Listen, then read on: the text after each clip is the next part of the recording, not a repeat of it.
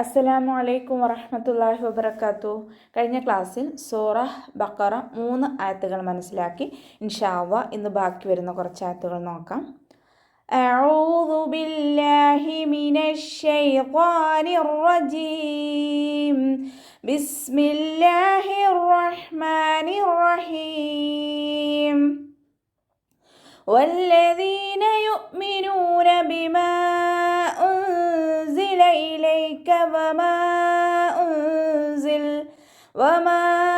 أنزل من قبلك وبالآخرة هم يوقنون.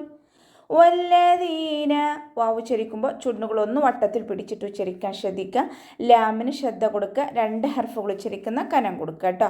ദാലിൻ്റെ കൂടെ യാമദ് വന്നു 2 കൗണ്ട് നീട്ടി കൊടുക്കുക. ദാലിന് ലൈറ്റ് ആക്കിയിട്ട് ഉച്ചരിക്കാൻ ശ്രദ്ധിക്കണം. ദാലായി പോവരുത്. നമ്മുടെ നാവിൻ്റെ അറ്റം മേലെ മുൻപല്ലിൻ്റെ അറ്റത്ത് കൊണ്ടുവച്ചിട്ട് ഉച്ചരിക്കുക.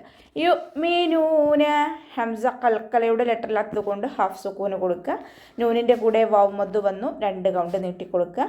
ബിമാ മീമിൻ്റെ കൂടെ മദ് വന്നിട്ടുണ്ട്. മദ്ദക്ഷരത്തിന് ശേഷം അടുത്ത വേർഡിലായിട്ട് ഹംസയും വന്നു. മദ് ജായിസ് മുൻഫസിൽ 2 or 4 കൗണ്ട് വീതം നീട്ടിക്കൊടുക്കുക കേട്ടോ. ബിമാ ഉൻസില നൂൻ സാക്കിനയ്ക്ക് ശേഷം ഇഖ്ഫാഇൻ്റെ അക്ഷരമായിട്ടുള്ള സായ് വന്നിട്ടുണ്ട്. നൂൻ സാക്കിനയെ മറച്ചു വെച്ച് മണിച്ചോതി കൊടുക്കുക. ഇലൈക കാഫിനെ കുറച്ചൊന്ന് ചെരിച്ചു കൊടുക്കാൻ ശ്രദ്ധിക്കുക. വമാ ഉൻസിൽ വാവ് ചരിക്കുമ്പോൾ ചുണ്ടുകളൊന്ന് വട്ടത്തിൽ പിടിച്ചു കൊടുക്കുക.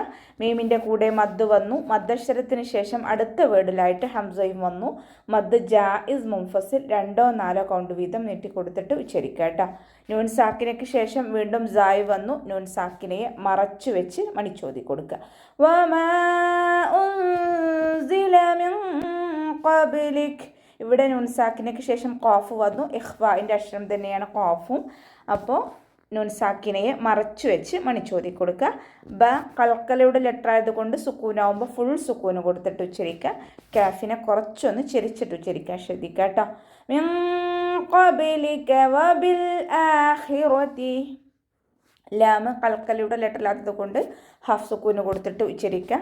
റോ ഫത്തഹയാണ്, അതുകൊണ്ട് നമ്മൾ ഉയർത്തി ഉച്ചരിക്കാൻ ശ്രദ്ധിക്കുക. റോ അതുപോലെ പറയാൻ ശ്രദ്ധിക്കണേ.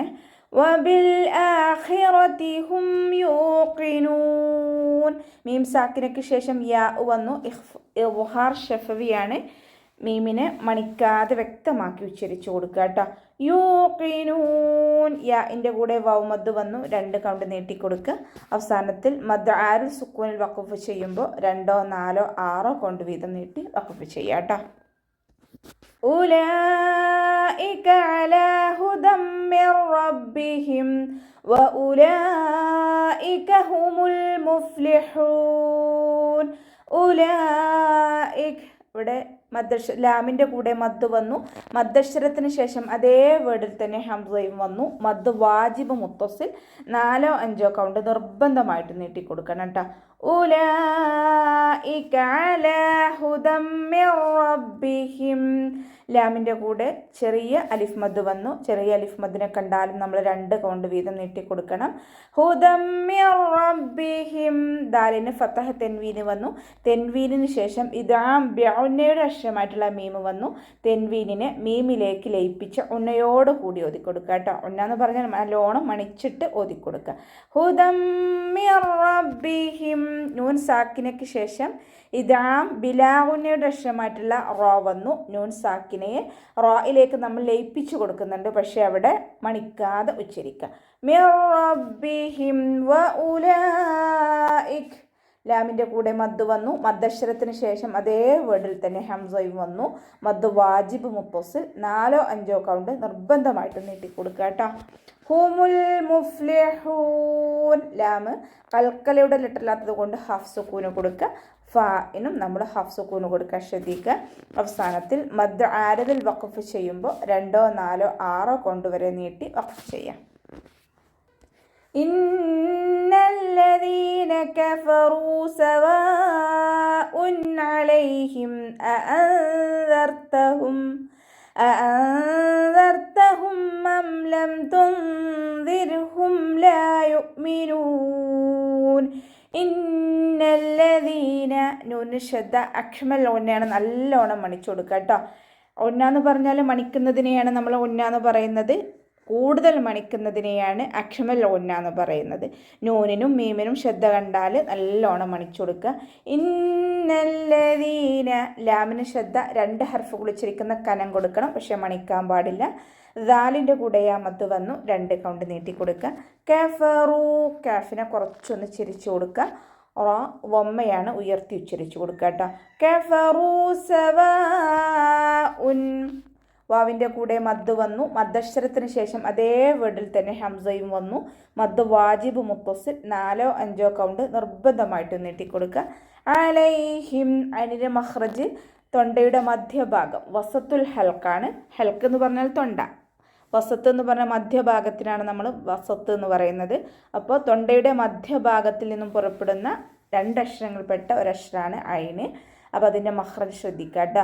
അലൈഹിം അഅൻദർതഹും ഹംസയുടെ മഖ്റജ് തൊണ്ടയുടെ അവസാന ഭാഗം, ഏറ്റവും അവസാന ഭാഗം, തൊണ്ടക്കുഴി എന്നൊക്കെ നമ്മൾ പറയുമല്ലോ, ആ ഭാഗത്തു നിന്നാണ് ഹംസ പുറപ്പെടുന്നത്. അതിൻ്റെ സൗണ്ട് ക്ലിയർ ആക്കിയിട്ട് തന്നെ ഉച്ചരിക്കാൻ ശ്രദ്ധിക്കുക.